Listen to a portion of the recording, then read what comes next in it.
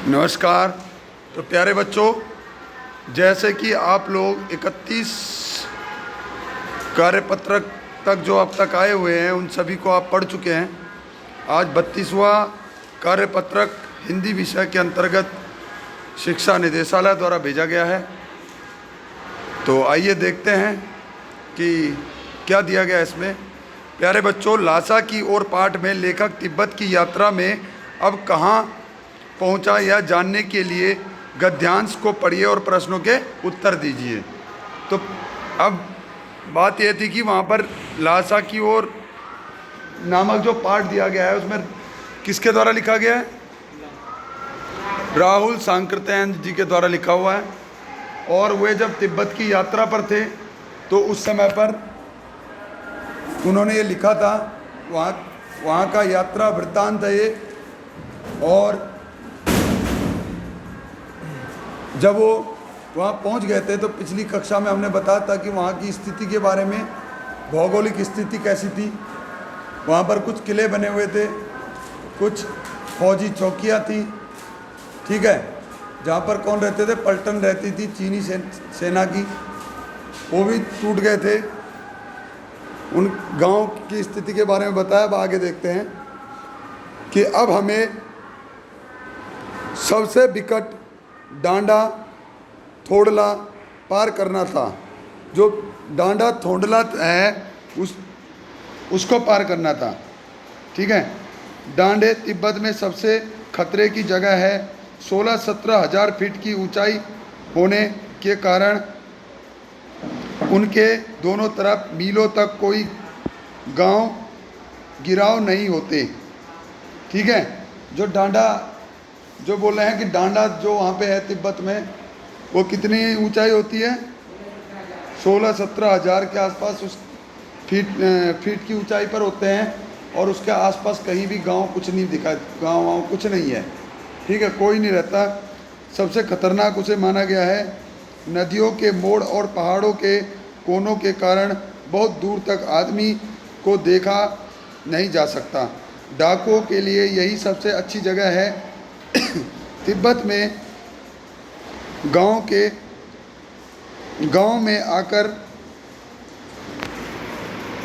गांव में आकर खून हो जाए, ठीक है, तब तो खूनी को सज़ा भी मिल सकती है।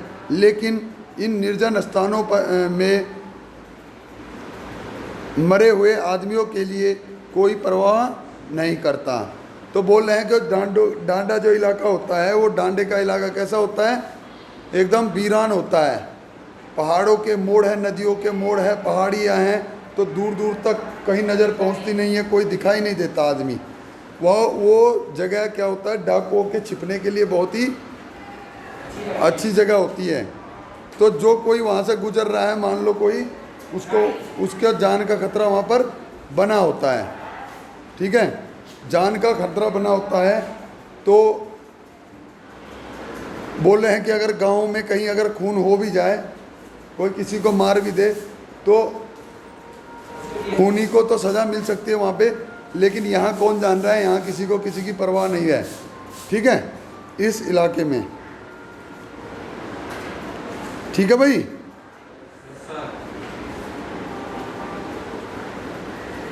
हाँ, सरकार खुफिया विभाग और पुलिस पर उतना खर्च नहीं करती और वहाँ गवाह भी तो कोई नहीं मिल सकता। डकैत पहले आदमी को मार डालते हैं, उसके बाद देखते हैं कि कुछ पैसा है कि नहीं।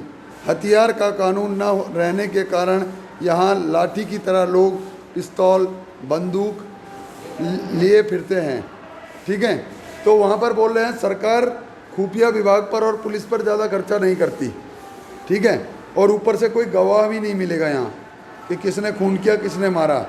और जो डाकू है वो क्या करते हैं? पहले मार देंगे और उसके बाद उसमें सामान लूटेंगे, ठीक है, लूटपाट बाद में करेंगे, पहले मार देंगे, ऐसे डाकू हैं। साथ ही साथ वहाँ पे हथियार का कोई कानून नहीं है। जैसे कि हथियार का कानून मतलब, जैसे हमें अगर कोई हथियार रखना हो अपने पास तो हमें उसका लाइसेंस लेना पड़ेगा, सरकार से उसकी अनुमति लेनी पड़ेगी, ठीक है, फिर वो लाइसेंस बनेगा।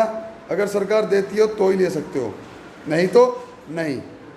तो वहाँ पे कोई ऐसा कानून नहीं था। तो जैसे लोग डंडे रखते हैं वैसे बोले यहाँ पे क्या रखते हैं, पिस्तौल और बंदूकें। तो ये स्थिति वहाँ पर है। डाकू यदि जान से ना मारे तो खुद उसे अपने प्राणों का खतरा है। अगर बोल रहा है कि डाकू ने अगर खुद जान से नहीं मारा तो फिर उसको खतरा है, क्योंकि जिससे लूटपाट करेंगे वो गांव में जाएगा, ठीक है, सबको बता देगा कि ये डाकू है, तो इसलिए वो पहले मार ही देते हैं, इसीलिए मार देते हैं वो, ठीक है। गांव में हमें मालूम हुआ कि पिछले ही साल थोंडला के पास खून हो गया। शायद खून की हम उतनी परवाह नहीं करते, क्योंकि हम भिखमंगे थे और जहाँ कहीं वैसी सूरत देखते टोपी उतार जीव निकाल कुची कुची, यानी दया दया, कुची कुची का अर्थ हो गया दया दया, एक पैसा करते भीख मांगने लगे। तो देखिए, जो लेखक गया था राहुल सांकृत्यायन जी, मैंने पिछली कक्षा में बताया था आपको कि राहुल सांकृत्यायन जी एक घुमक्कड़ प्रवृत्ति के आदमी थे। वो घुमक्कड़ थे, वो बहुत देशों की यात्राओं पर गए, तिब्बत हो गया, चीन हो गया, ठीक है, यहाँ तक कि वो रूस तक गए, यूरोप में, इधर श्रीलंका में, पूरे भारत में, पूरे हिमालय में, सब जगह गए, ठीक है। तो बोले हम वहाँ गए थे, तो हम किस में गए थे, वो भिखारी के वेश में, ठीक है, भिखारी का उन्होंने वेश धारण किया, भिखारियों की तरह कपड़े पहन लिए कि भैया हमारे पास तो कुछ नहीं है, ठीक है, तो जिसके पास कुछ नहीं है उसको कौन मारेगा, है ना। तो बोला हम ऐसे बन के गए थे।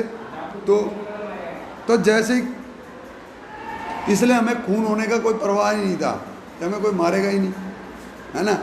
जिसके पास कुछ है ही नहीं वो उसको क्या मारेंगे, ठीक है। तो यही कह रहे हैं।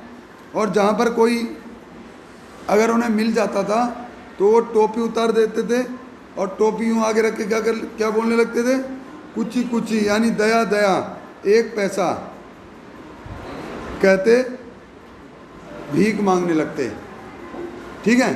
तो इसलिए उन्हें कोई खतरा नहीं था।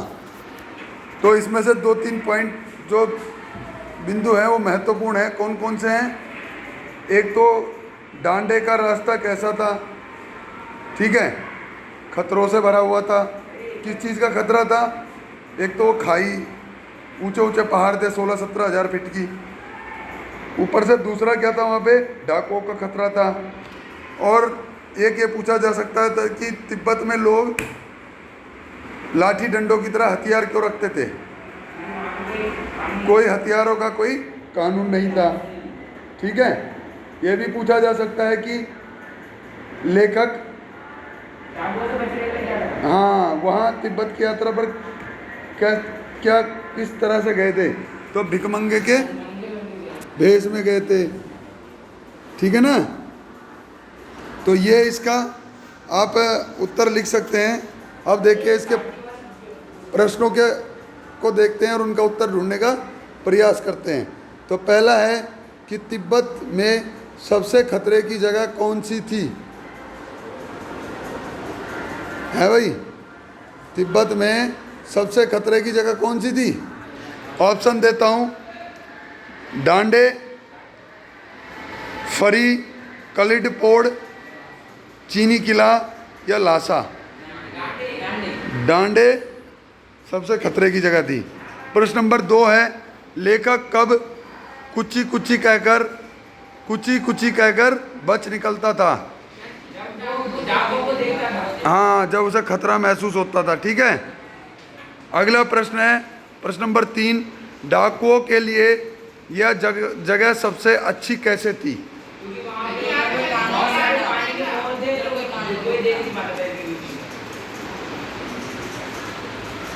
क्योंकि ये 16-17 हज़ार की ऊंचाई पर थे, यहाँ पर एकदम वीरान था, गांव बहुत दूर दूर थे, कोई आदमी दूर से भी नज़र नहीं पड़ती थी, ठीक है।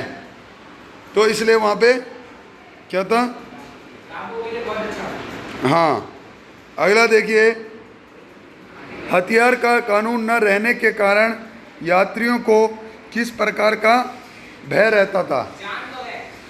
हाँ, जान गंवाने का, डाकुओं का भय रहता था कि भाई कोई भी आदमी हथियार रखे हुए हैं, कोई भी कभी भी हमला कर सकता है। ठीक है, एक मिनट से थोड़ा सा। और उसके बाद अगला प्रश्न है, गांव पहुंचकर लेखक को क्या मालूम हुआ? वहां पर खून हो गया था। कहां पर? हैं? पिछले साल थांगला के पास क्या हो गया था? खून हो गया था। ठीक है, ये बात की जानकारी उन्हें मिली। अगला, निर्जल शब्द का संधि विच्छेद कीजिए। निर्जल, निर्जन। ठीक है, ये मैं ब्लैक बोर्ड पे लिख रहा हूं कि निर्जन, इसका संधि विच्छेद करना आपको। तो कौन सा हो गया? कौन सा होगा? इसका संधि विच्छेद होगा निर प्लस जन। ठीक है, तो पहला वाला यहाँ पे उत्तर है। और अंत में एक महत्वपूर्ण सूचना है आपके लिए, ख़त्म हो गया है कोविड-19 के संदर्भ में, कि सुरक्षित रहने के लिए मास्क पहने। और तुम जरा विशेष ध्यान रखना, ठीक है, कि मास्क कभी उतरना नहीं चाहिए। हाँ, इसका ये जेब में रखने के लिए नहीं है, मास्क पहनने के लिए है। और मास्क पहन के रखोगे यहाँ पे, और थोड़ी देर में इधर गैप दे देना। ठीक है भाई, तो ये थी आज की कक्षा।